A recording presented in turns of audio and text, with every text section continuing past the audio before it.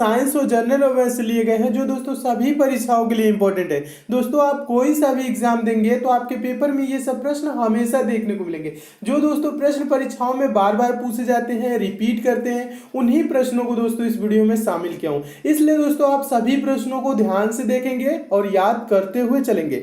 देखिए दोस्तों, पहला क्वेश्चन है, मोस्ट इंपॉर्टेंट क्वेश्चन है और हमेशा दोस्तों यह प्रश्न परीक्षाओं में पूछा जाता है। इस पे दो टाइप के प्रश्न बनते हैं। देखिए पहला प्रश्न ये बनता है, निम्न में से कौन सी विटामिन पानी में घुलनशील है। पहला क्या बनता है, पानी में घुलनशील विटामिन पूछता है, तो उसका आंसर हो जाएगा दोस्तों पानी में घुलनशील कह ले या जल में घुलनशील कह ले, मतलब एक ही होता है जल पानी। ठीक है, यहां पे कंफ्यूज नहीं होंगे। ठीक है, जल में घुलनशील पूछ ले तो जल में घुलनशील विटामिन कौन कौन सी होती है दोस्तों, विटामिन बी एंड सी। कौन सा, तो आंसर हो जाएगा ऑप्शन नंबर सी। इसमें विटामिन सी दिया है सिर्फ और बी भी होता है। विटामिन बी और सी दोस्तों क्या होते हैं, जल में घुलनशील होते हैं। और एक और प्रश्न पूछा जाता है दोस्तों, कौन सी विटामिन वसा में घुलनशील। ठीक है, वसा में घुलनशील पूछेगा तो विटामिन ए वसा में घुलनशील होता है, विटामिन डी भी वसा में घुलनशील होता है, विटामिन के भी होता है और विटामिन ई भी क्या होता है दोस्तों, ये जो चार हैं ये वसा में घुलनशील होते हैं। वसा में घुलनशील पूछेगा तो बताइएगा vitamin A, vitamin D, vitamin के और विटामिन ई, ये क्या होते हैं दोस्तों, ये वसा में घुलनशील। और पानी में घुलनशील पूछ ले या जल में घुलनशील पूछ ले तो विटामिन बी और सी ये होते हैं जल में घुलनशील। तो दोनों प्रश्नों को दोस्तों आप जरूर याद रखिएगा, हमेशा ये परीक्षाओं में पूछे जाते हैं। नेक्स्ट क्वेश्चन देखिएगा, दूसरा प्रश्न है। दूसरा प्रश्न भी काफी इंपॉर्टेंट है, हमेशा ये भी पूछा जाता है। प्रश्न है टाइफाइड, टाइफाइड होने पर कौन सा अंग प्रभावित होता है। तो दोस्तों टाइफाइड होने पर आंत प्रभावित होता है। कौन प्रभावित होता है, आंत। ऑप्शन नंबर बी सही हो जाएगा। नेक्स्ट क्वेश्चन देखिए, मोस्ट इंपॉर्टेंट, बहुत बार परीक्षा में पूछा जा चुका है और हमेशा पूछा जाता है। मानव में गुणसूत्रों यानी क्रोमोसोम्स की संख्या कितनी होती है। क्रोमोसोम्स की संख्या कितनी होती है, 46 होती है। तो कौन सा आंसर सही हो जाएगा, ऑप्शन नंबर सी सही हो जाएगा। देखिएगा यहाँ पे समझने वाली बात क्या है, 46 होती है लेकिन ये क्या लिखा है, 23 जोड़े। 23 जोड़े का मतलब क्या हो गया दोस्तों, 46 हो गया। अगर जो सिर्फ संख्याएं दी रहती तो 46 टिक कर दे। ठीक है, लेकिन जोड़े का मतलब, जोड़ा में दो होता है, एक जोड़े का मतलब दो, दो जोड़े का मतलब चार, 46 यानी कि क्या हो गया, 23 जोड़े का मतलब क्या दोस्तों, 46। ठीक है, क्रोमोसोम्स की टोटल संख्या कितना होता है, तो 46 होता है। और जोड़ा में पूछे तो दोस्तों आंसर दीजिएगा 23 जोड़े। ठीक है, 23 जोड़े का मतलब हो गया 46। ठीक है, तो यहां पे आप कंफ्यूज नहीं होंगे। इस टाइप से थोड़े से कंफ्यूज होकर प्रश्न आप गलत कर देते हैं, लेकिन गलत नहीं करिएगा। ठीक है, मानव में गुणसूत्रों यानी क्रोमोसोम्स की संख्या कितनी होती है, तो 23 जोड़े होती है। संख्याएं पूछे तो 46 होती है। तो इसे दोस्तों आप जरूर याद रखेंगे। नेक्स्ट क्वेश्चन देखिएगा, चौथा प्रश्न भी इंपॉर्टेंट है। प्रश्न है, हमारे संविधान के किस भाग में राज्य के नीति निदेशक तत्व हैं। हमारे संविधान के किस भाग में राज्य के नीति निदेशक तत्व हैं। तो इसका दोस्तों आंसर हो जाएगा ऑप्शन नंबर बी, भाग 4। भाग 4 में क्या है दोस्तों, राज्य के नीति निदेशक तत्व। और पूछा जाता है दोस्तों मूल अधिकार किस भाग में है, तो उसे भी याद रखेंगे दोस्तों। भाग 3 में क्या है दोस्तों, मूल अधिकार। और भाग 2, भाग 2 क्या है दोस्तों, नागरिकता। नागरिकता का उल्लेख किसमें है दोस्तों, भाग 2। और भाग 1 में क्या है दोस्तों, संघ और उसका राज्य क्षेत्र। ठीक है, तो इन चारों ऑप्शनों को याद रखेंगे। एक बार और समझा देता हूं, भाग 4 क्या है, राज्य के नीति निदेशक तत्व। और भाग 3 आपका क्या है दोस्तों, मूल अधिकार। और भाग 2 क्या है दोस्तों, भाग 2 है नागरिकता। और भाग 1 क्या है दोस्तों, यह है संघ और उसका राज्य क्षेत्र। तो इसे भी याद रखेंगे दोस्तों, इसमें आपके 4 प्रश्न बन सकते हैं और चारों प्रश्नों को दोस्तों आप जरूर याद रखिएगा। नेक्स्ट क्वेश्चन देखिएगा, पांचवा प्रश्न है। पांचवा प्रश्न भी इंपॉर्टेंट है। प्रश्न है, गौतम बुद्ध ने अपना उपदेश जो धर्म चक्र परिवर्तन के रूप में जाना जाता है कहां दिया था। गौतम बुद्ध ने अपना उपदेश जो धर्म चक्र परिवर्तन के रूप में जाना जाता है कहां दिया था। तो इसका दोस्तों आंसर हो जाएगा ऑप्शन नंबर बी सही हो जाएगा, सारनाथ में। ठीक है, सारनाथ में अपना पहला उपदेश दिया था जो धर्म चक्र परिवर्तन के रूप में जाना जाता है। तो इसे भी याद रखेंगे। नेक्स्ट क्वेश्चन देखिएगा, छठा प्रश्न है। छठा प्रश्न भी इंपॉर्टेंट है दोस्तों। सारे प्रश्न ये सब परीक्षाओं में पूछे गए हैं और हमेशा पूछे जाते हैं, इसलिए सभी प्रश्नों को दोस्तों याद करते हुए चलिए। ठीक है, छठा प्रश्न क्या कह रहा है, सिंधु घाटी सभ्यता की खोज किसने की थी। तो सिंधु घाटी की सभ्यता दोस्तों ऑप्शन नंबर सी सही हो जाएगा, दयाराम साहनी ने की थी।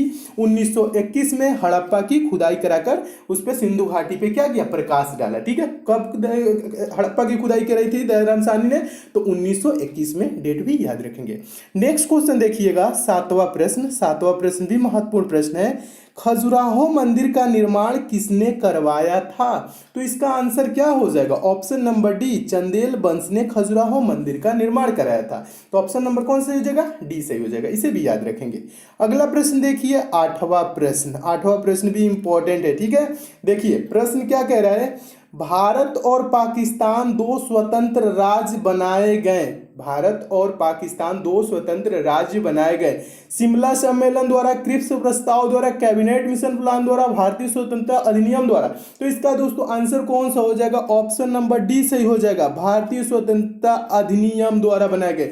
भारतीय स्वतंत्रता अधिनियम 1947 के द्वारा, ठीक है, 1947, ये डेट भी याद रखेंगे। और दोस्तों शिमला सम्मेलन कब हुआ था ये भी पूछा जाता है, तो ये हुआ था 1945, इसे भी याद रखेंगे, पूछा जाता है, ठीक है।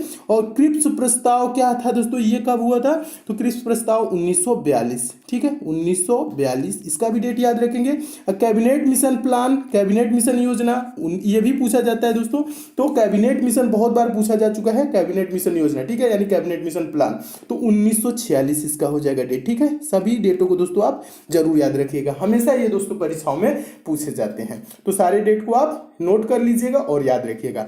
नेक्स्ट क्वेश्चन देखिए, नौवां प्रश्न। नौवां प्रश्न भी काफी इंपॉर्टेंट प्रश्न है। देखिए प्रश्न है नौवां, भारतीय रेल राष्ट्रीय अकेडमी, भारतीय रेल राष्ट्रीय academy, national academy of Indian railways कहाँ स्थित है? तो इसका आंसर क्या हो जाएगा दोस्तों? चारों ऑप्शन को पढ़ेंगे तो ऑप्शन नंबर इसका डी सही हो जाएगा, बड़ोदरा में, बड़ोदरा यानी गुजरात में, ठीक है। तो इसे भी याद रखेंगे, हमेशा दोस्तों पूछा जाता है, ये मोस्ट इंपॉर्टेंट क्वेश्चन है, तो आप इसे जरूर याद रखेंगे। नेक्स्ट क्वेश्चन देखिएगा, 10वां प्रश्न। 10वां प्रश्न भी इंपॉर्टेंट है, हमेशा ये भी पूछा जाता है परीक्षाओं में। प्रश्न है, निम्न चार वेदों में से किसमें बुराइयों और बीमारियों के निवारण हेतु जादू टोना एवं मंत्र का उल्लेख मिलता है? किस वेद में मिलता है दोस्तों जादू टोना एवं मंत्र का उल्लेख? तो इसका आंसर क्या हो जाएगा? ऑप्शन नंबर डी सही हो जाएगा, अथर्ववेद में मिलता है जादू टोना और मंत्र का उल्लेख, ठीक है। अथर्ववेद याद रखेंगे, ये भी प्रश्न दोस्तों मोस्ट इंपॉर्टेंट है, क्योंकि ये भी प्रश्न हमेशा परीक्षाओं में पूछा जाता है।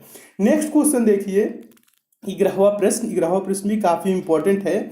प्रश्न है दोस्तों, उत्तर बिहार का प्राचीन नाम था, उत्तर बिहार का प्राचीन नाम था। तो आंसर हो जाएगा ऑप्शन नंबर ए, उत्तर बिहार का प्राचीन नाम वज्जी था। क्या था दोस्तों? वज्जी था। और वज्जी की राजधानी दोस्तों क्या थी? वैशाली, ठीक है। वज्जी की राजधानी भी पूछा जाता है, उत्तर भारत का प्राचीन नाम क्या था? वज्जी, और वज्जी की राजधानी वैशाली, याद रखेंगे, ये भी पूछा जाता है। नेक्स्ट क्वेश्चन देखिए, 12वां प्रश्न। 12वां प्रश्न भी इंपॉर्टेंट है। भारत के राष्ट्रीय चिन्ह में शब्द सत्यमेव जयते कहां से लिए गए हैं? तो इसका आंसर हो जाएगा दोस्तों ऑप्शन नंबर ए, मुंडक उपनिषद से, यानी मुंडकोपनिषद से भारत के राष्ट्रीय चिन्ह सत्यमेव जयते लिए गए, ठीक है। इसे भी याद रखेंगे दोस्तों। ये भी प्रश्न क्या है दोस्तों? ये भी प्रश्न मोस्ट इंपॉर्टेंट है, हमेशा परीक्षा में पूछा जाता है। नेक्स्ट क्वेश्चन देखिएगा, 13वां प्रश्न। 13वां प्रश्न दोस्तों देखने से पहले दोस्तों बता दूं आपके लिए दोस्तों, एक पंचम पब्लिशर की बहुत ही अच्छी ई बुक आई है, उसके बारे में थोड़ा सा आपको जानकारी दे देता हूं दोस्तों, उसके बाद आपको समझाता हूं 13वां प्रश्न। देखिए दोस्तों, ये पंचम पब्लिशर की ई बुक है दोस्तों, बहुत ही अच्छी ई बुक है दोस्तों। आपके आगामी जो भी परीक्षा होने वाले हैं, जैसे दोस्तों आप आरपीएफ की एग्जाम देंगे, SSC GD, UP police, SI, लेखपाल, रेलवे, एसएससी की कोई एग्जाम देंगे, या अदर दोस्तों कोई सा भी गवर्नमेंट एग्जाम देंगे, तो ये सभी परीक्षाओं के लिए दोस्तों इंपॉर्टेंट ई बुक है। इस ई बुक में दोस्तों उन प्रश्नों को शामिल किया गया है जो प्रश्न हमेशा आपके परीक्षाओं में पूछे जाते हैं, जो प्रश्न हमेशा रिपीट करते हैं दोस्तों। इस ई बुक में आपको 10 प्रैक्टिस सेट मिल जाएगा, प्लस 10 वन लाइनर सेट मिल जाएगा। वन लाइनर सेट कहने का मतलब है दोस्तों, एक लाइन में क्वेश्चन, दूसरे लाइन में आंसर। इससे क्या होगा दोस्तों, आप कम समय में ज्यादा से ज्यादा क्वेश्चन को प्रिपेयर कर लेंगे। दोस्तों आपके एग्जाम में 1 से 2 दिन का भी टाइम है, तो इस ई बुक को लेकर जरूर पढ़ लीजिएगा दोस्तों। इस ई बुक से आपको एग्जाम में बहुत हेल्प मिलेगी दोस्तों। इस ई बुक में साइंस, जनरल अवेयरनेस और करंट अफेयर के इंपॉर्टेंट क्वेश्चन दिए गए हैं, जो परीक्षाओं में पूछे जाते हैं दोस्तों। इस ई बुक की कीमत मात्र 25 रुपए है। आप इसको ले कहां से सकते हैं दोस्तों? इसका लिंक मैं दोस्तों नीचे डिस्क्रिप्शन बॉक्स में दे दिया हूं, आप उस लिंक के थ्रू दोस्तों इस ई बुक को डाउनलोड कर सकते हैं दोस्तों। ये ई बुक है पीडीएफ नोट्स की तरह है, आपके मोबाइल में ही डाउनलोड हो जाएगी और आप इसे मोबाइल से ही पढ़ सकते हैं। ये मार्केट में या ऑफलाइन आपको नहीं मिलेगी दोस्तों। डाउनलोडिंग या पेमेंट से आपको किसी प्रकार की समस्या होती है तो दोस्तों यहाँ पंचम पब्लिशर का कॉल सेंटर का नंबर दिया गया है दोस्तों, इस नंबर पे आप कॉल करके बात भी कर सकते हैं दोस्तों। इस ई बुक को मैं खुद देखा हूं, इसमें जो प्रश्न दिए गए हैं वो काफी इंपॉर्टेंट दिए गए हैं और परीक्षाओं में पूछे भी जाते हैं, तो इसलिए दोस्तों इस ई बुक को परीक्षा से पहले लेके एक बार जरूर पढ़ लीजिएगा। और जो दोस्त इस ई बुक को ले चुके हैं वो कमेंट करके जरूर बताएंगे उनको ये ई बुक कैसी लगी। तो आइए दोस्तों देखते हैं नेक्स्ट क्वेश्चन।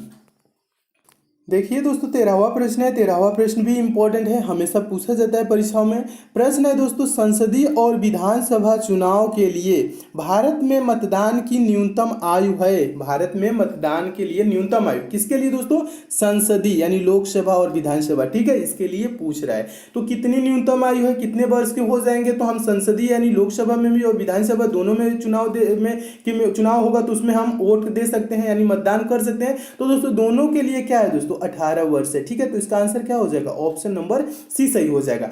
विधानसभा हो या लोकसभा हो, दोनों के लिए दोस्तों 18 वर्ष ही न्यूनतम आयु है, हम वोट दे सकते हैं। और दोस्तों आपको बता दूं पहले क्या था दोस्तों? पहले था 21 वर्ष, ठीक है। पहले कितना था?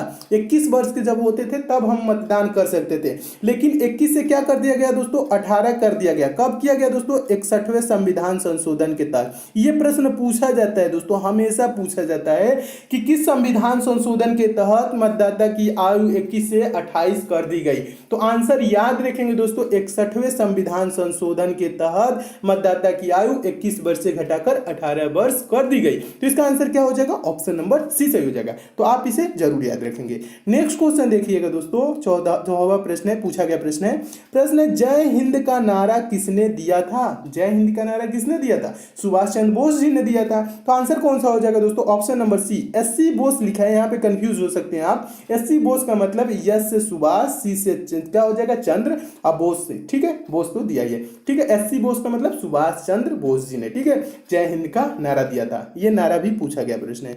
अगला क्वेश्चन देखिए 15वां प्रश्न। 15वां प्रश्न है, निम्नलिखित राज्यों में से किसका अपना संविधान है? तो आंसर हो जाएगा option number A, Jammu Kashmir का। दोस्तों जम्मू कश्मीर का एक अपना संविधान है।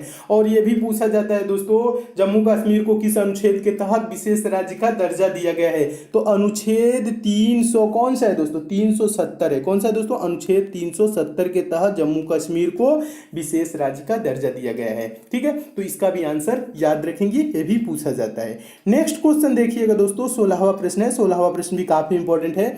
लोधी वंश की स्थापना करने वाला बहलोल लोधी था। लोधी वंश की स्थापना करने वाला बहलोल लोधी था। तो कहाँ का था दोस्तों? तो इसका आंसर कौन सा हो जाएगा? ऑप्शन नंबर बी सही हो जाएगा, अफगान का था। बहलोल लोधी कहाँ का था? अफगान का था। इसे भी याद रखेंगे। नेक्स्ट क्वेश्चन मोस्ट इंपॉर्टेंट प्रश्न, और हमेशा दोस्तों ये प्रश्न पूछा जाता है परीक्षाओं में, बार बार पूछा जाने वाला प्रश्न है। राज्यसभा के लिए 1/3 सदस्य रिटायर होते हैं। तो इसका आंसर हो जाएगा प्रत्येक दूसरे वर्ष। प्रत्येक दूसरे वर्ष क्या होते हैं? राज्यसभा के 1/3 सदस्य रिटायर होते हैं। तो इसे भी दोस्तों याद रखेंगे, हमेशा पूछा जाने वाला प्रश्न है। नेक्स्ट क्वेश्चन देखिएगा, अगला प्रश्न क्या है दोस्तों? अगला 18वां प्रश्न है। प्रश्न है, उस्ताद अमजद अली खां का नाम निम्न में से किस संगीत वाद्य यंत्र के साथ जुड़ा हुआ है? ठीक है, उस्ताद अमजद अली का खान, ठीक है, उस्ताद अमजद अली खान का नाम पूछ रहे हैं ना। तो इसका दोस्तों आंसर हो जाएगा 18 का ऑप्शन नंबर सी सही हो जाएगा, सरोद। ये क्या थे दोस्तों? सरोद वादक थे। और दोस्तों इससे रिलेटेड एक और प्रश्न पूछा जाता है दोस्तों, आपको बता दूं, हरिप्रसाद चौरसिया। हरिप्रसाद चौरसिया किस वाद्य यंत्र से जुड़े हुए हैं? ये इसका भी आंसर दोस्तों याद रखेंगे, बांसुरी। हरिप्रसाद चौरसिया क्या हो जाते हैं? बांसुरी, ठीक है। हरिप्रसाद चौरसिया के नाम कभी भी दोस्तों आए तो बांसुरी याद रखेंगे, क्योंकि हरिप्रसाद चौरसिया और उस्ताद अमजद अली खान ये बार बार परीक्षाओं में प्रश्न पूछे जाते हैं। तो इसे दोस्तों दोनों प्रश्नों को याद रखेंगे। उस्ताद अमजद अली खान क्या है? सरोद वादक, और हरिप्रसाद चौरसिया बांसुरी वादक, ठीक है, दोनों को याद रखेंगे। नेक्स्ट क्वेश्चन देखिएगा दोस्तों, अगला प्रश्न है 19वां प्रश्न। 19वां प्रश्न देखने से पहले दोस्तों आपको बता दूं दोस्तों, अगर आप मैथ्स में वीक हैं, मैथ बेसिक से, जीरो लेवल से और चैप्टर वाइज दोस्तों पढ़ना चाहते हैं, तो आपके लिए दोस्तों मैं एक चैनल बनाया हूं, जिसका लिंक दोस्तों मैं नीचे डिस्क्रिप्शन बॉक्स में दे दिया हूं। दोस्तों आप उस चैनल पे जाइए, चैनल को सब्सक्राइब कर लीजिए, नोटिफिकेशन बेल को ऑन कर लीजिए, जहां पे दोस्तों मैं मैथ बेसिक से और चैप्टर वाइज पढ़ा रहा हूं। दोस्तों आप मैथ में कितना हो कमजोर है तो आप टेंशन लेने की आपको बिल्कुल भी जरूरत नहीं है, क्योंकि दोस्तों मैं वहां पे एकदम जीरो लेवल से एकदम अच्छे से पढ़ा रहा हूं। और कुछ दिनों के बाद दोस्तों जब वहां आपकी मैथ कंप्लीट हो जाएगी दोस्तों, आप किसी भी एग्जाम में बैठेंगे तो आप मैथ के प्रश्नों को बिना पेन उठाए सेकंडों में सॉल्व करने लगेंगे। ये मैं आपको दोस्तों विश्वास दिलाता हूं। आपको थोड़ी सी भी मैथ में प्रॉब्लम होती है तो आप उस चैनल पे जरूर जाइए, जिसका लिंक दोस्तों मैं नीचे डिस्क्रिप्शन बॉक्स में दे दिया हूं। तो मैथ आपकी वहां से एकदम 100% ठीक हो जाएगी, ठीक है दोस्तों। तो मैथ में प्रॉब्लम होती है तो उस चैनल पे जरूर जाए। नेक्स्ट क्वेश्चन देखिए दोस्तों, 19वां प्रश्न है। 19वां प्रश्न हमेशा पूछा जाता है, पृथ्वी दिवस यानी कि अर्थ डे मनाया जाता है? किस तिथि को मनाया जाता है? तो आंसर हो जाएगा ऑप्शन नंबर सी, प्रत्येक वर्ष 22 अप्रैल को पृथ्वी दिवस मनाया जाता है। और दोस्तों 1 जनवरी को क्या मनाया जाता है? नागालैंड दिवस। पूछा जाता है नागालैंड दिवस कब मनाया जाता है? तो 1 जनवरी को नागालैंड दिवस मनाया जाता है। नेक्स्ट क्वेश्चन देखिए, 20वां प्रश्न भी इंपॉर्टेंट है। प्रश्न है, निम्न में से कौन सा उपकरण नमी को नापने के लिए प्रयोग किया जाता है? नमी मतलब आर्द्रता को मापने के लिए किस यंत्र का प्रयोग किया जाता है? तो इसका आंसर क्या हो जाएगा? ऑप्शन नंबर डी सही हो जाएगा। हाइग्रोमीटर का प्रयोग किया जाता है आर्द्रता यानी कि नमी को मापने के लिए। तो इसका भी आंसर याद रखेंगे। और ये प्रश्न दोस्तों मोस्ट इंपॉर्टेंट प्रश्न है, बार बार पूछा जाने वाला ये प्रश्न है, तो आप इसे जरूर याद रखेंगे। नेक्स्ट क्वेश्चन देखिएगा, अगला प्रश्न है 21वां प्रश्न, ये भी पूछा गया प्रश्न है। लोकसभा की प्रथम महिला स्पीकर है, लोकसभा की प्रथम महिला स्पीकर कौन है? तो आंसर हो जाएगा दोस्तों option number D, Meera Kumar. Meera Kumar क्या है दोस्तों? लोकसभा की प्रथम महिला स्पीकर। इनका नाम भी याद रखेंगे। नेक्स्ट क्वेश्चन देखिए, ये भी मोस्ट इंपॉर्टेंट प्रश्न, हमेशा पूछा जाने वाला प्रश्न है। भारतीय संविधान के किस संशोधन द्वारा समाजवादी, धर्मनिरपेक्ष और अखंडता शब्दों को प्रस्तावना में जोड़ा गया? ठीक है, कौन कौन से शब्द? समाजवादी, धर्मनिरपेक्ष और अखंडता शब्दों को प्रस्तावना में जोड़ा गया। किस संविधान संशोधन के तहत? इसका आंसर क्या हो जाएगा? ऑप्शन नंबर सी सही हो जाएगा, 42वें संविधान संशोधन के तहत। 42वां संविधान संशोधन कहने का मतलब है 1976। ठीक है, 42वां संविधान संशोधन पूछा जाता है कब? तो 1976। और भारतीय संविधान में किस संशोधन के द्वारा समाजवादी, धर्मनिरपेक्ष और अखंडता शब्द जोड़े गए प्रस्तावना में? तो 42वें संविधान संशोधन 1976 के तहत। इसे भी याद रखेंगे, हमेशा पूछा जाता है। नेक्स्ट क्वेश्चन देखिए, आपका 23 नंबर प्रश्न है, इंपॉर्टेंट प्रश्न है। मानव में टार्सल हड्डी पाई जाती है, टार्सल हड्डी कहाँ पाई जाती है?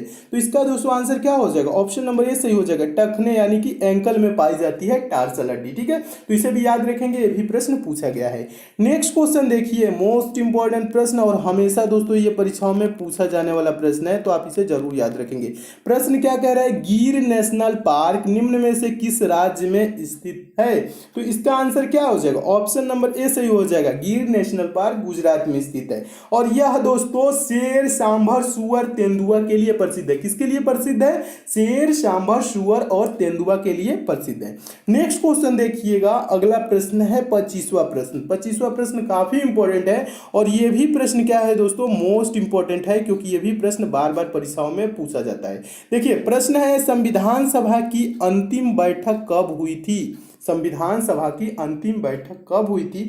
आंसर हो जाएगा दोस्तों ऑप्शन नंबर ए, 24 जनवरी 1950 को संविधान सभा की अंतिम बैठक हुई थी। तो दोस्तों ये रहे आपके 25 मोस्ट इंपॉर्टेंट क्वेश्चन जो हमेशा परीक्षाओं में पूछे जाते हैं। दोस्तों इसमें और भी क्वेश्चन है, उसको मैं नेक्स्ट पार्ट में करा दूंगा। ठीक है दोस्तों, और आपको बता दोस्तों, अगर आपको इन सब प्रश्नों की पीडीएफ चाहिए, सारे वीडियो की लिंक एक जगह चाहिए, तो दोस्तों टेलीग्राम का लिंक दोस्तों मैं नीचे डिस्क्रिप्शन बॉक्स में दे दिया हूं। आप टेलीग्राम को दोस्तों जरूर ज्वाइन कर लीजिएगा, जहां पे दोस्तों मैं समय समय पे पीडीएफ भी देता रहता हूं और आपको सारे वीडियो की लिंक की नोटिफिकेशन भी वहां से भी मिलती रहेंगी। और दोस्तों मैथ में आपको प्रॉब्लम होती है तो नीचे दी गई डिस्क्रिप्शन बॉक्स में उस चैनल पे भी आप एक बार विजिट करें दोस्तों, जहां पे मैं मैथ आपको एकदम अच्छे से पढ़ा रहा हूं, बेसिक से चला रहा हूं और चैप्टर वाइज पढ़ा रहा हूं।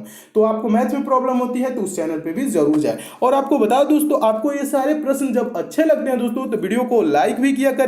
लाइक वाला दोस्तों सिंबल ऐसे बना होगा, यहाँ पे प्रेस कर दीजिएगा। शेयर भी कर दिया करिए दोस्तों, शेयर वाला सिंबल ऐसे होगा। फेसबुक, व्हाट्सएप, टेलीग्राम, जितने भी दोस्तों आपके पास स्टडी ग्रुप हो, उस ग्रुप में इस वीडियो को शेयर जरूर करिए दोस्तों। और जो दोस्त इस चैनल पे नए हैं, जिनको दोस्तों हमारे वीडियोज की डेली नोटिफिकेशन नहीं मिलती है, तो नीचे दोस्तों रेड कलर का स्टेप से सब्सक्राइब लिखा होगा दोस्तों, आप यहाँ पे क्लिक करके चैनल के साथ जुड़ जाइए दोस्तों। और बगल में नोटिफिकेशन बेल आइकन का सिंबल बनेगा दोस्तों ये ऐसे, तो इस पर प्रेस करके ऑन कर लेंगे तो दोस्तों ये ऐसे दिखने लगेगा। जब ये दोस्तों ऐसे दिखेगा तो आपको डेली सारे वीडियोस की नोटिफिकेशन यानी आप तक मैसेज जाएगा। तो दोस्तों सब्सक्राइब और बेल आइकन पे प्रेस जरूर कीजिए। तो मिलते हैं दोस्तों अगले वीडियो में और भी इंपॉर्टेंट प्रश्नों के साथ। तब तक के लिए दोस्तों धन्यवाद।